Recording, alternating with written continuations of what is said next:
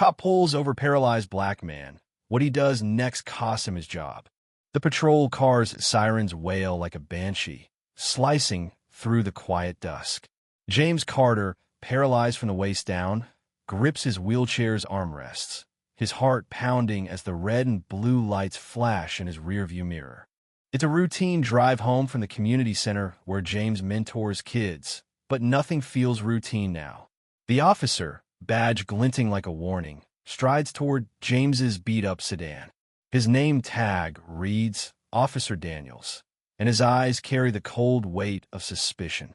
James, a 38-year-old black man, knows this look too well, knows it from every traffic stop, every sidelong glance, every whispered assumption. He exhales, steadying himself.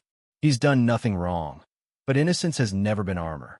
License and registration. Daniels barks, his voice sharp as gravel. James reaches for the glove compartment, his hands deliberate, slow. He's learned the hard way that quick movements invite trouble. "Why'd you pull me over?" James asks, his tone calm but firm, a quiet challenge. Daniel smirks, leaning closer. "Taillights out, and you were swerving." James knows the taillights. Fini checked it yesterday. Swerving? Impossible. His car's modified for hand controls, and he drives with the precision of someone who's fought for every inch of independence. The air thickens with tension, the kind that hums like a live wire. Daniel's hand rests on his holster, a silent threat. James's jaw tightens, but he keeps his eyes steady. "Officer, I'm paralyzed. I can't swerve even if I wanted to." His voice is a blade, cutting through the pretense. Daniel scoffs, his face hardening. "Don't get smart with me. Step out of the vehicle." The command hangs absurdly in the air. James gestures to his wheelchair, his voice steady but laced with fire. "I can't step anywhere. You see that, don't you?" The officer's face reddens, embarrassment morphing into anger. He leans into the car, his breath hot with authority. "I said get out, or I'll drag you out." James's heart races, but he refuses to break. "You drag a disabled man from his car? For a taillight?" The words are a dare, a mirror held up to Daniel's prejudice. The officer's hand twitches toward his taser, and James braces himself, memories of news headlines flashing through his mind. Names, faces, lives cut short. But then a crack in the facade. Daniel's radio crackles, a voice calling him back to the station. He hesitates, his eyes locked on James, a storm of pride and doubt raging behind them. "This isn't over," he snaps, but his voice wavers. He retreats to his patrol car, slamming the door. James watches him drive off, his hands trembling but his resolve unbroken. He doesn't know it yet, but this moment will change everything. The next morning, James uploads the dashcam footage to X. The video spreads like wildfire, millions of views, thousands of comments, a digital roar of outrage.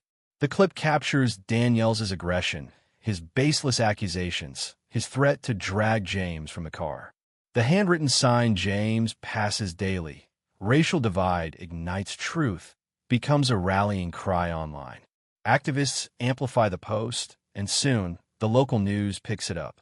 The police department scrambles to respond, but the public's fury is relentless. Daniels is suspended within days, pending investigation. The department claims it's routine procedure, but the pressure doesn't let up. Protests gather outside the station, signs echoing James's story. He's invited to speak at a community rally, his wheelchair a symbol of resilience, his voice a beacon of truth.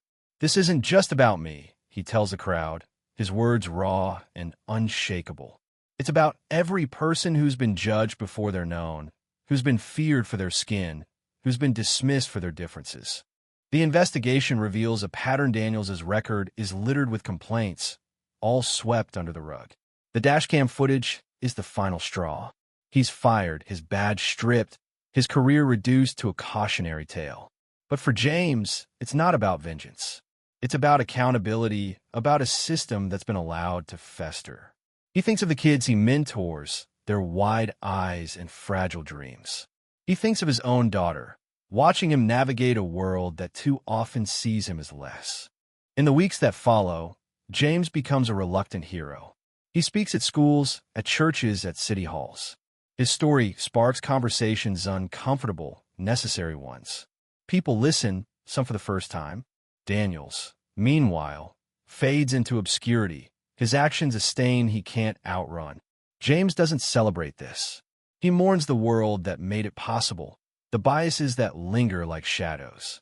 As he drives home one evening, the same road where it all began, James passes the wooden sign again. Racial divide ignites truth. He stops, staring at the words, their weight heavier now. He's not naive, change is slow, and pain is deep. But he's here, still fighting, still rolling forward.